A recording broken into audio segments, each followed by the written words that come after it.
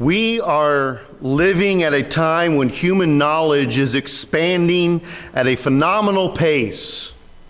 Scientific discovery has already opened many doors to mankind, yet it is estimated that fully 90% of all scientists who have ever lived are alive today. What wondrous things we will see in our lifetime. We can already name quite a few: electric cars, drones, cameras that can capture distant astronomical objects. What frightening things you will surely see as well: nuclear weapons, AI, sentient machines that come back from the future and take over the human race. Maybe that's just the Terminator movies. Yeah, okay. Researcher David Russell Schilling wrote that by the 2010s, nanotechnology had been doubling every 2 years and clinical knowledge every 18 months. And on average, human knowledge was doubling every 13 months. And then recently, IBM, through its research, showed that knowledge by 2020 was doubling every 12 hours. Massive explosion of information. So much data is now available to humankind that some researchers spend their entire lifetime trying to discover more effective methods of recording and storing all this information. So much knowledge, so much information at our fingertips, and it does nothing for the one who does not seek the wisdom of God. Spiritual wisdom. The accumulation of so much information has caused men to believe that they are terribly wise. And this feeling has in turn led to arrogance and pride. It's set off international arms races, internal jealousies and conflicts in every civilized nation of the world, and personal discontent among individuals. It has caused man to feel that they no longer need God and to serve the created world rather than its creator. As Paul expressed it, men became futile in their speculations, and their foolish heart was darkened. Professing to be wise, they became fools. Romans 1, 21, 22. So how do we come by true wisdom? Well, that's the question that Job asked in Job 28:12. But where can wisdom be found? And where is the place of understanding? Well, wisdom was God's creation. Look at Proverbs 8. Here, wisdom is speaking. Wisdom here is personified, and wisdom is speaking in the first person. And this is what wisdom says. Proverbs 8:22, the Lord possessed me at the beginning of his way, before his works of old. From everlasting I was established from the beginning. I love that. As long as there has been God, there has been wisdom. The Lord possessed me. I belong to him. From the beginning, from the earliest times of the earth, when there was no depths, I was brought forth. When there were no springs abounding with water, before the mountains were settled, before the hills I was brought forth, while he had not yet made the earth and the fields, nor the first dust of the world. When he established the heavens, I was there. When he inscribed a circle on the face of the deep, when he made firm the skies above, when the springs of the deep became fixed, when he set for the sea its boundary so that the waters should not transgress his command, when he marked out the foundations of the earth, then I was beside him as a master workman, and I was daily his delight. God in eternity past, all the way up through creation, was delighting in wisdom, which was his constant companion. What a beautiful expression. In James 1:5, James says, if any of you lack wisdom, ask God. Therefore, to know true wisdom, one must pursue God. God is the source. If wisdom comes from God, in order to have true wisdom, you must pursue God in order to live the life that James describes as truly wise. True wisdom comes from above, but false wisdom comes from below. In other words, there is a heavenly wisdom that comes from God, and then there is a man-made wisdom that does not come from God. And whatever does not come from God is destined to fail, no matter how successful it may seem at the time. The wisdom that is of the world, that is based on man's own understanding and standards and objectives, it's false. It's ungodly. In false wisdom, man is supreme. But false wisdom does not recognize God's sovereignty, God's will, or God's truth. James writes, if you have bitter jealousy and selfish ambition in your heart, do not be arrogant and so lie against the truth. This wisdom is not that which comes down from above, but is earthly, natural, demonic. For where jealousy and selfish ambition exist, there is disorder and every evil thing. Motivation has always been from the heart. That is where both unbelief and belief, both sin and righteousness, originate. Jesus said to the disciples on the road to Emmaus, "O foolish men and slow of heart to believe in all that the prophets have spoken," Luke 24:25.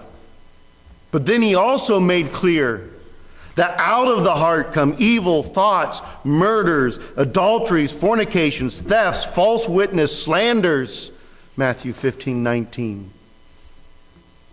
It's for that reason that Solomon warned, "Watch over your heart with all diligence, for from it flow springs of life," Proverbs 4:23. Now, the several sinful motives behind human wisdom James describes, he mentions only two here: bitter jealousy and selfish ambition.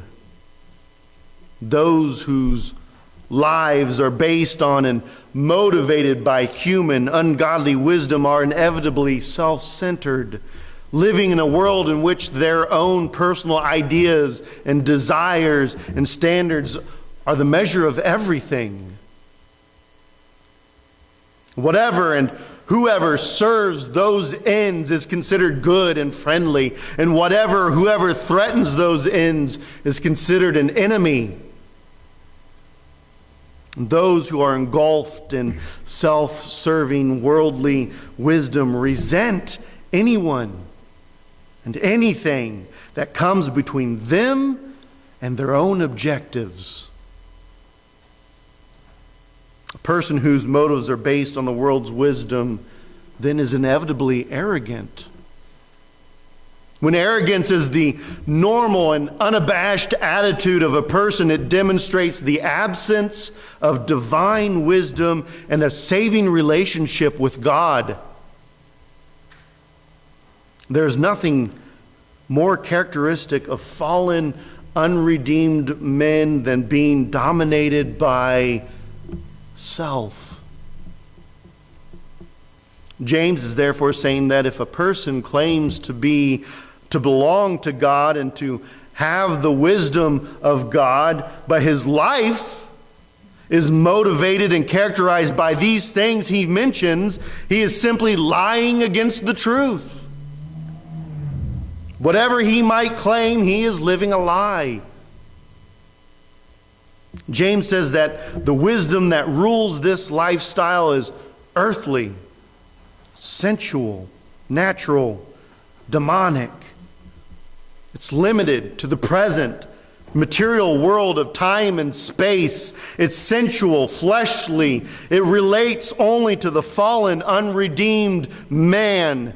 And what might be the most frightening is that the root source is Satan himself. He's always promised wisdom to those he tempts, asserting that God's word should be doubted and his own accepted. That was the essence of his temptation to Eve in the Garden of Eden. Contradicting what God had told Adam, Satan said to her, God knows that in the day you eat from it, the fruit, your eyes will be opened. And you will be like God, knowing good and evil, Genesis 3:5. In other words, he said that if she did what God had forbidden, she not only would not die, but would actually become like God. And thus was born the lie that man can be his own God. Satan's wisdom would have you believe that biblical Christianity is a relic, that it's superstitious, it's pre-scientific, that relied on fantasy to explain what had not yet been discovered by man's own efforts. But Paul warned Timothy that the Spirit explicitly says that in later times some will fall away from the faith, paying attention to deceitful spirits and doctrines of demons, 1 Timothy 4:1. Reiterating the two motives behind false wisdom, namely jealousy and selfish ambition, James says that wherever they exist, there is disorder and evil, every evil thing. But in contrast to the wisdom that is earthly, sensual, and demonic, James describes a wisdom from above. He already said every good thing bestowed and every perfect gift is from above, James 1:17. We look to heaven for all that we need. The wisdom from above, God's wisdom, operates in a different way from the wisdom from below. Since they originate from radically different sources, they must operate differently. Now, there are 8 characteristics that James mentions that are part of the wisdom from heaven. And it's interesting that these characteristics nearly match, they're identical to the Beatitudes given by Jesus in the Sermon on the Mount. There were 8 Beatitudes given by Jesus, and several of those James repeats here in verse 17. First, the wisdom that is from above is pure. It's sacred. It's holy and able to be clearly seen. Second, it's peace-loving or peaceable. There are people who love to cause problems, quarrels, start wars. But then there are people who love to make peace. The wisdom that is from above is peaceable. Third, the wisdom that is from above is gentle, meek. It is considerate, fair, or suitable. Christians need to have concern for other people and be considerate of them. Fourth, the wisdom from above is submissive. In other words, it is reasonable, it's compliant, and obeys easily. God's people need to be submissive. They need to willingly submit to God and His authority, and not to themselves. Fifth, the wisdom that is from above is full of mercy. Christians who want mercy from God need to show mercy to other people. Judgment will be merciless to one who has shown no mercy, James 2:13. Mercy is shown when a believer does not show favoritism to any person, no matter their economic situation, race, gender, or appearance. And since Jesus was merciful, Christians should be merciful. Sixth, not only are God's people to be full of mercy, but they are also to be full of good fruit. They should do good deeds that benefit others. Every Christian should be sharing what they know and what they have in Christ Jesus. The fruit of the Spirit in believers can and should be shared. Seventh, the wisdom from above is unwavering, is without partiality or bias. The man of God should be unwavering and consistent in the way that he treats others, and he should treat all people in the same way. And eighth, the wisdom from above is sincere, is without disguise or hypocrisy. Christians are never to behave that way. Their lives are to be without hypocritical activity. Their lives are to be consistent and fair. And these scriptures on the two types of wisdom have great relevance for Christians today, for us today. What passes for wisdom or common sense in our world is shaped by the entertainment media, self-help gurus and their books and success seminars. The wisdom, this wisdom, tells us that positive thinking, self-promotion, and tapping into hidden internal resources will bring happiness and excellence and success. Such thinking is not just out there in the world, but it is taken for granted in the church. Like the original readers of James, we have not traded in worldly views of power and importance for God's viewpoint. But James talks about another type of wisdom, a heavenly common sense that is in direct opposition or thinking to our worldly wisdom of today's generation. This wisdom seeks peace, not success. It desires purity over happiness. It shows itself in a willingness to yield to others, a sharp contrast to ambitious self-promotion. Great courage is called to reject worldly wisdom, to question the value of ambition and self-promotion. Marks one as strange and perhaps even irrational in the minds of most people. Some may call Christians lazy, critical, or even subversive to American ideals. Still, we must stand against this earthly, unspiritual, demonic wisdom. But how in the world can we achieve true wisdom if it is so foreign to natural common sense? James reminds us that such wisdom is not the result of human effort. It comes from above. It comes from God. It comes from His Word, knowing His Word, hiding it in our heart. It comes through prayer. Prayer to God. If you are seeking the wisdom from above, it can only be obtained through relationship with His Son, Jesus Christ. If you have not obtained true spiritual wisdom, you have the opportunity to do so this morning.